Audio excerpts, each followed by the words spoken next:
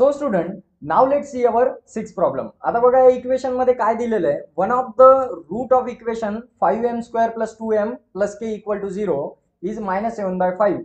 Complete the following activity to find the value of k. आता आपल्याला काय दिलेलं आहे, ही पूर्ण ऍक्टिव्हिटी दिलेली आहे. इथे काही बॉक्सेस दिसत आहे आपल्याला. हे बॉक्सेस आपल्याला काय करायचे, कंप्लीट करायचे. आता ही कंप्लीट करायची म्हणजे काय करायचे, तर त्यासाठी आपल्याला इक्वेशन सोडवावं लागणार. आपल्याला हे रूटची व्हॅल्यू दिलेली आहे. सेम जसा या आधीचा प्रॉब्लेम केला तसाच सोडवायचा आहे. बघा व्हॅल्यू दिलेली आहे रूटची, इक्वेशन मध्ये पुट करा. रूट म्हणजे कोण आहे या इक्वेशन मध्ये, यम. तर यमच्या जागेवर ही व्हॅल्यू पुट करा. यमच्या जागेवर जर व्हॅल्यू पुट केली तर आपल्याला के ची व्हॅल्यू मिळून जाईल आरामशीर. तर चला सॉल्व्ह करू. आता मी काय करतो, इथे साईडला मी हे इक्वेशन सॉल्व्ह करतो आणि नंतर आपण हे बॉक्सेस भरू. म्हणजे आपल्याला लक्षात येईल की कोणती स्टेप यामध्ये मिसिंग आहे, करता येईल कसं. तर घ्या पहिले equation 5m² + 2m + k = 0. Put काय पुट करायचं, पुट m = -7/5. बघा आता 5 दिलाय मल्टिप्लाय बाय m² म्हणजे आता काय करणार 7/5 पण -7/5 चा स्क्वेअर. त्यानंतर प्लस 2 मल्टिप्लाय बाय m च्या जागेवर ठेवणार -7/5 प्लस के = 0.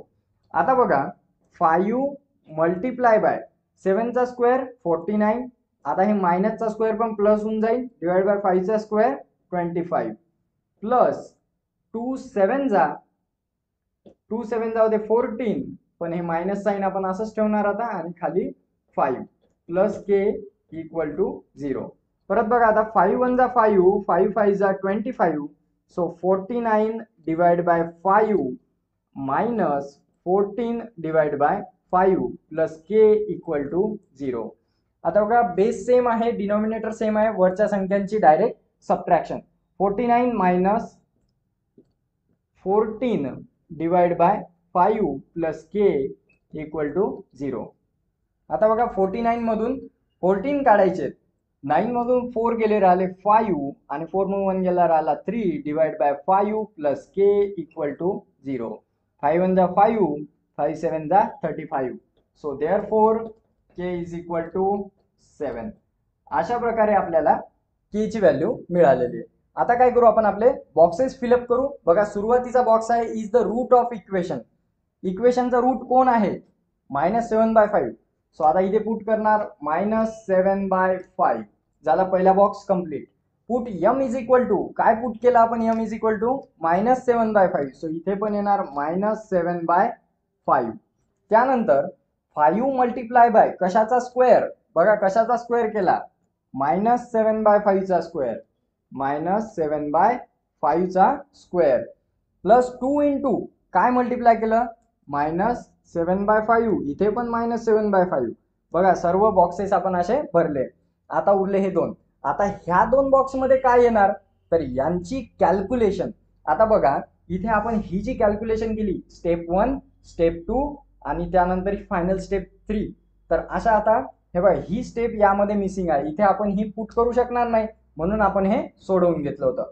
तर पहिल्या बॉक्स मध्ये काय येणार 49/5 आणि दुसऱ्या बॉक्स मध्ये -14/5. तर आता ह्या दोन व्हॅल्यूज आपण पुट करणार. बघा 49/5 आणि दुसऱ्या बॉक्स मध्ये येणार -14/5. आता जेव्हा आपण याला सॉल्व्ह करतो तर बघा इथे काय होते, प्लस मायनस मायनस, आणि या दोघांचे जेव्हा आपण सबट्रॅक्शन करतो तर फायनल व्हॅल्यू के = 7 मिळते. ही डायरेक्ट या बॉक्स मध्ये लिहावं लागते. तर आता बघा आपण हे जे कॅल्क्युलेशन केलं, आता मी जर हे सोडवलंच नसतं, डायरेक्ट जर या बॉक्सेस मध्ये या व्हॅल्यू पुट केल्या असत्या, तुमच्या लक्षात आल्या नसत्या कशा पुट केल्या म्हणून मी हे कॅल्क्युलेशन केलं. आणि हे जे आपण इथे सॉल्व्ह करतो तर हे प्लस मायनसचे साइन, त्यानंतर हे कॅन्सल आउट होतात. तर हे सर्व तुमच्या आता लक्षात आलेलं आहे आणि ऍक्टिव्हिटी सुद्धा पूर्ण झाली.